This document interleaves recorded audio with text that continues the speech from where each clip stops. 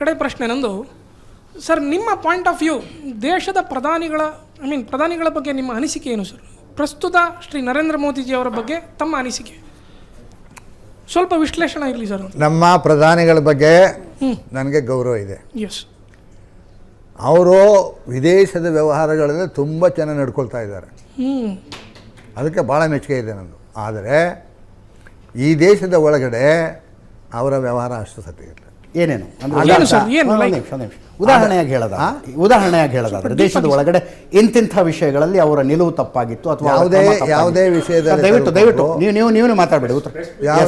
ಯಾವುದೇ ವಿಷಯದಲ್ಲಿ ತಗೊಂಡ್ರು ಅವ್ರು ಖಚಿತವಾಗಿ ಮಾತಾಡೋದಿಲ್ಲ. ಓಕೆ, ಆರಿಸ್ತಾರೆ. ಇದುವರೆಗೂ ಅವರು ಪ್ರೈಮ್ ಮಿನಿಸ್ಟರ್ ಆದಮೇಲೆ ಒಂದು ಪ್ರೆಸ್ ಮೀಟ್ ಮಾಡಿಲ್ಲ. ಆದ್ದರಿಂದ ಅವರು ಸಾರ್ವಜನಿಕ ಅಭಿಪ್ರಾಯವನ್ನು ವಿಮರ್ಶೆಯನ್ನು ಅವರು ಅಂಜುತ್ತಾರೆ. ಅದಕ್ಕಾಗಿ ಒಂದೆರಡು ಉದಾಹರಣೆ ಕೊಡೋದಾದ್ರೆ ಸರ್ ಎಲ್ಲ ಇದೆಲ್ಲ ಅಲ್ಲ ಸರ್, ಈಗ ನೀವು ಹೇಳಿದ್ರಿ 10 ವರ್ಷಗಳು ನಿಮ್ಮ ಕಣ್ಮುಂದೆ ಇವೆಲ್ಲ ಅಲ್ಲ. ಏನೇನಾಗಿದೆ ಹೇಳಿ ಸರ್, ಏನೇನಾಗಿದೆ ದೇಶದಲ್ಲಿ ಅಂದ್ರೆ ನೀವು ಹೇಳಿದ್ರಿ. ಅಂದ್ರೆ ರೆಸ್ಪೆಕ್ಟ್ ಹಿಸ್ ಒಪಿನಿಯನ್. ವಿದೇಶಾಂಗ ವ್ಯವಹಾರಗಳನ್ನು ಬಹಳ ಅದ್ಭುತವಾಗಿ ನಿರ್ವಹಿಸ್ತಿದ್ದಾರೆ.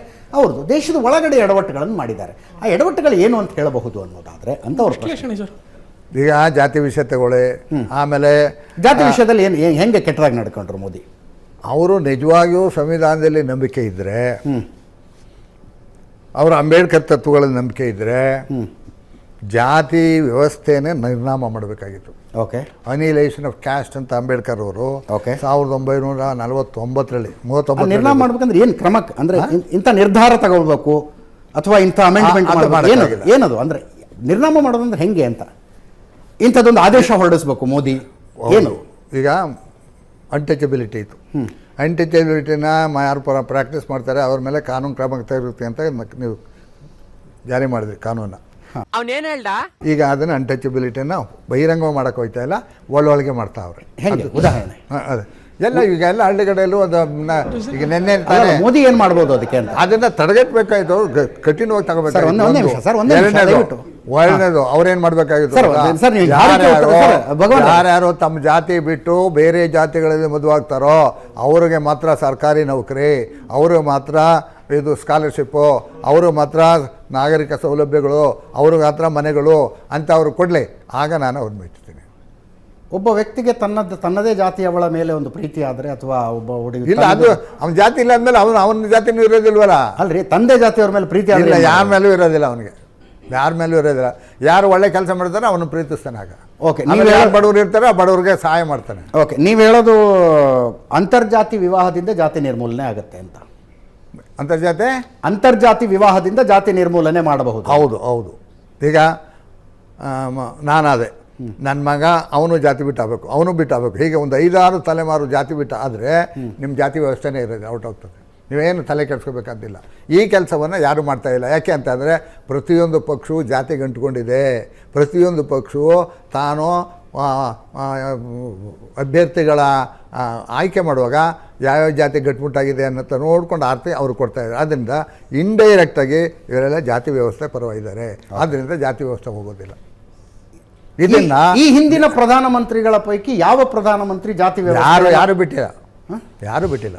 ನೆಹರೂನು ಬಿಟ್ಟಿಲ್ಲ, ಇಂದಿರಾ ಗಾಂಧಿನೂ ಬಿಟ್ಟಿಲ್ಲ, ಇನ್ಯಾರೂ ಬಿಟ್ಟಿಲ್ಲ. ಎಲ್ಲರೂ ಜಾತಿಗೆ ಅಂಟ್ಕೊಂಡಿದ್ದವರು.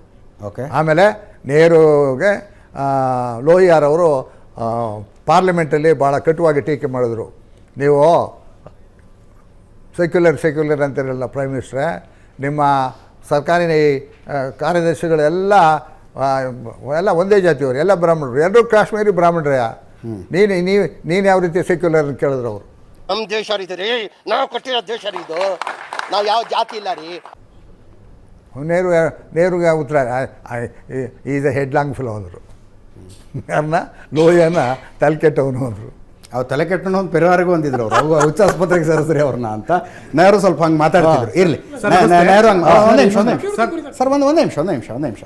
ಸೊ ತಾವು ಹೇಳಿದ್ದು ಜಾತಿ ವ್ಯವಸ್ಥೆಯನ್ನು ತೊಡಗಿಸುವುದಕ್ಕೆ ಮಾಡಬಹುದಾದ ಕೆಲಸಗಳನ್ನು ನರೇಂದ್ರ ಮೋದಿ ಮಾಡಿಲ್ಲ. ಅದನ್ನು ಹೊರತುಪಡಿಸಿದ್ರೆ ಮತ್ತೇನನ್ಸುತ್ತೆ? ಅದೇ ಹೇಳಿದ್ನಲ್ಲ, ಈ ಕೆಲಸಗಳು ಅವ್ರು ಮಾಡಬೇಕು. ಈಗ ಮಾಡೋದಕ್ಕೆ ಅವ್ರಿಗೆ ತಾಕತ್ತಿಲ್ಲ. ಯಾಕೆ ಅಂತಂದರೆ ಅವರು ಎಲ್ಲವನ್ನ ಇವರಲ್ಲಿ ಅದನ್ನ RSS ಮೋಹನ್ ಭಾಗವತ್ ಅವ್ರಿಗೆ ಹೇಳ್ದಂಗೆ ಕೇಳ್ತಾರೆ. ಮೋಹನ್ ಭಾಗವತ್ ಕಾಲು ಬಿದ್ದಿರೋದನ್ನ ನೀವು ನೋಡಿದರೆ ಚಿತ್ರಣ ಅವ್ರದ್ದು ಫೋಟೋನ ಕಾಲು ಬಿದ್ದಿದ್ದಾರೆ. ಆದ್ದರಿಂದ ಸ್ವತಃ ಸ್ವತಂತ್ರವಾದ ಆಲೋಚನೆ ನಮ್ಮ ಮಹದೇವರಿಗಿಲ್ಲ. ಇಲ್ಲೇ ತಗೊಳ್ಳೆ, ಈಗ ದ್ರೌಪದಿ ಮುರ್ಮು ಆಕೆ ಮಹಿಳೆ, ಆಮೇಲೆ ಆಕೆ ವಿಧವೆ ಅಂತೆ. ಆಕೆಯನ್ನು ನೀವು ಸಂಸತ್ ಭವನದ ಉದ್ಘಾಟನೆಗೆ ನೀವು ಕರೀಲೇ ಇಲ್ಲ. ಎಲ್ಲಿದೆ ನಿಮಗೆ ಸಮಾನತೆ, ಎಲ್ಲಿದೆ? ಮತ್ತು ಮಹಿಳೆಯನ್ನ ಮತ್ತು ವಿಧವೆಯನ್ನ ರಾಷ್ಟ್ರಪತಿ ಯಾಕೆ ಮಾಡಿದ್ರು? ಅದೇನೇ ಕೇಳ್ತಾ ಇರೋದು. ರಾಷ್ಟ್ರಪತಿ ಯಾಕೆ ಮಾಡಿದ್ರು ಇವ್ರಿಗೆ ನಾವು ಇದೆಲ್ಲ ದಾಟಿದ್ದೀವಿ ಅಂತ ತೋರ್ಸೋಕ್ಕೆ. ಎಲ್ಲಿ ನೀವು ಸಂಸತ್ತನ್ನು ಉದ್ಘಾಟನೆಯಲ್ಲಿ ಆಕೆಯನ್ನು ಯಾಕೆ ಕರೀಲಿಲ್ಲ? ಪ್ರೈಮ್ ಮಿನಿಸ್ಟರ್ ಅಲ್ಲ ರಾಷ್ಟ್ರಪತಿನ? ರಾಷ್ಟ್ರಪತಿ ಯಾಕೆ ಮಾಡಿದ್ರು ಅಂತ ನಾವು ಹೇಳಿದ್ದು. ರಾಷ್ಟ್ರಪತಿ ಮಾಡಿದ್ದು ಯಾಕೆ? ಬುಡಕಟ್ಟು ರಾಷ್ಟ್ರಪತಿ ಸಮುದಾಯ, ಮಹಿಳೆ, ವಿಧವೆ, ಅವ್ರ ಮೇಲೆ ಬಂದಿರತಕ್ಕಂಥ ಆರೋಪಗಳನ್ನೆಲ್ಲ ಕಳ್ಕೊಳ್ಳೋಕ್ಕೆ, ನಾವೆಲ್ಲ ಜಾತಿ ಬಿಟ್ಟಿದ್ದೀವಿ ಅಂತ ತೋರ್ಸೋಕ್ಕೆ ಮಾಡಿದ್ರು ಅಷ್ಟೇ ಹೊರತು ಅವ್ರ ಜಾತಿಯನ್ನು ಬಿಟ್ಟಿಲ್ಲ. ಓಕೆ, ಜಾತಿಯನ್ನು ಬಿಟ್ಟಿಲ್ಲ. ಹಾಂ, ಸರ್ ನಮಸ್ತೆ. ಅದು 33% ತಪ್ಪು.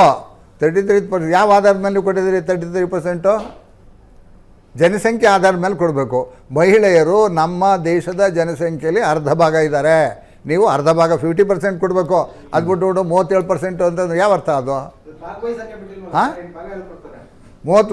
50 ನಮ್ಮ ದೇಶದ ಜನಸಂಖ್ಯೆಯಲ್ಲಿ 50 ಭಾಗ ಮಹಿಳೆಯರಿದ್ದಾರೆ, 50 ಭಾಗ ಪುರುಷರಿದ್ದಾರೆ. ಆದ್ದರಿಂದ ನೀವು ಕೊಟ್ಟಿರ್ತಕ್ಕಂಥದ್ದು ತಪ್ಪು.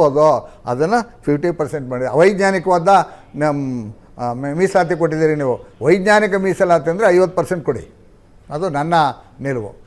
ನಮ್ಮ ಪ್ರಕಾರ ಇಲ್ಲಿಗೆ ಪಂಚಾಯ್ತಿ ಕ್ಲೋಸು. ಕೇಳ್ಕತ್ತ ನಾಟಕ ಬಂದ್.